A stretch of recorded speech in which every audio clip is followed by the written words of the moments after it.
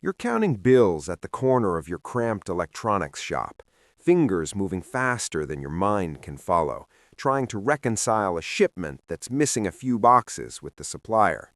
You've done this 1,000 times before.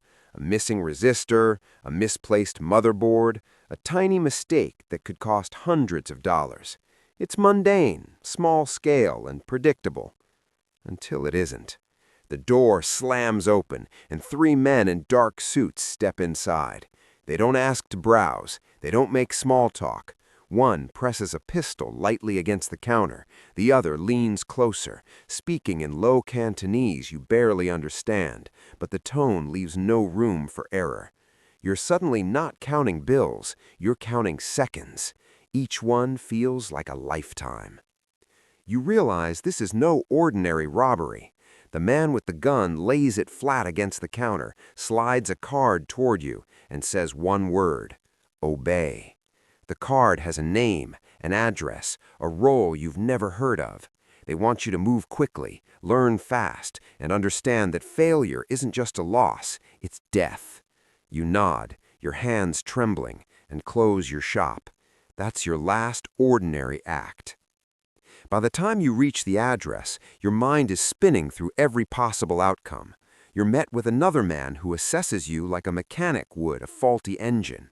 You have 1 week, he says, to earn your place or you don't leave alive.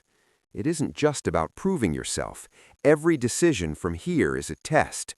Every hesitation could cost someone's life. You feel a cold certainty settle into your chest. You are now part of a hierarchy where every rank is more dangerous than the last, and each step upward is a negotiation with your own morality. Your first task is minor in scope, but monumental in implication. You're sent to collect a debt, a small amount compared to what you'll handle later, but the debtor has connections, and you know your actions will echo.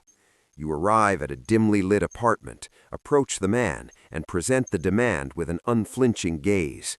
He balks. You weigh your options. Press too hard and you risk retaliation. Show mercy and you mark yourself weak. You settle on intimidation backed with subtle threats, reading micro-expressions like a chessboard. When he hands over the envelope, sweat drips from your temples, and you realize survival here is strategy as much as force. Weeks pass. You learn the language of power in this underground world.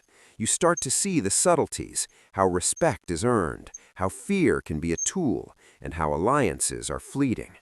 The rank of low-level enforcer requires discipline, both mental and physical.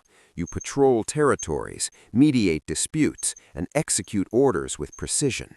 Each successful task builds trust. Each failure risks elimination. You understand that loyalty is transactional, trust is earned through consistency. Promotion comes silently, almost imperceptibly. One morning, a senior member gestures you aside and assigns a larger operation, coordinating shipments of goods, handling multiple couriers, ensuring nothing is intercepted by rival factions or law enforcement. Responsibility stretches like a taut wire across your chest. You must track timing, routes, and contingencies. A misstep is no longer a lost shipment. It is a confrontation, blood, exposure. You calculate risk with surgical precision, running simulations in your mind as you move. Nights blur into days, days into sleepless strategizing. You rise again, this time into a managerial rank. You oversee a team, each subordinate's failure reflecting on you. You're not just executing orders, you're planning, predicting, and correcting errors before they manifest. Threats come from rival gangs, from your own team, even from those who were once your allies. You employ deception and misdirection as tools. Every meeting is a negotiation, every smile potentially betrayal. The moral tension is constant. You remember the shop you once owned and the life you left behind, and you wonder if compromise has any end. By the time you reach the senior enforcer rank, you are trusted to act decisively. You manage finances, arrange security, approve or deny proposals. You know which informants to trust, which lie, and how to manipulate a situation to your advantage. Decisions now affect dozens, sometimes hundreds of people.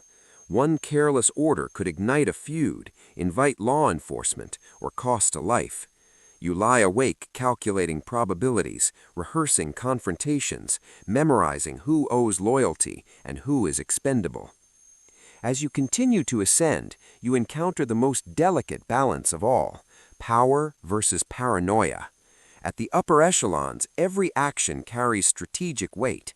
You negotiate with rival factions, sometimes through violence, sometimes through intimidation, sometimes through promises you may never intend to keep. Each negotiation is a test of instinct and intellect. You learn to mask hesitation, to read subtle cues, to anticipate betrayal. Mistakes are not tolerated. Success is temporary until the next challenge. You take the title of lieutenant, then advisor, then strategist. Your influence stretches across territories, operations, and decisions that ripple outward. You are a master of risk, a curator of consequence. People around you act, speak, and even breathe according to your calculations. Every choice is moral compromise. You balance loyalty, ambition, and survival. You know that each promotion is a trap as much as a reward. Each elevation puts you closer to targets, rivals, and internal politics that could unseat you in a heartbeat. Now, at the pinnacle accessible to you, you weigh every decision like a scale of life and death. You've inherited enemies as much as authority. Each morning you wake to plans, threats, and contingencies, knowing that one false move erases years of strategy.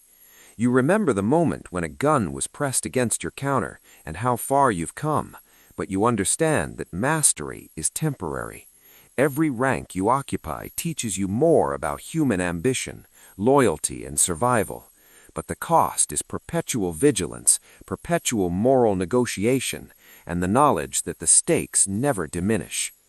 You glance at the bright red arrow in your mind, the one that always points to the next challenge, and you recognize there is no end to this path, only continued navigation through power, risk, and consequence.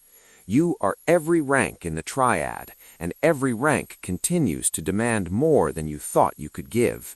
Every decision, every compromise, every victory carries the weight of lives in your hands.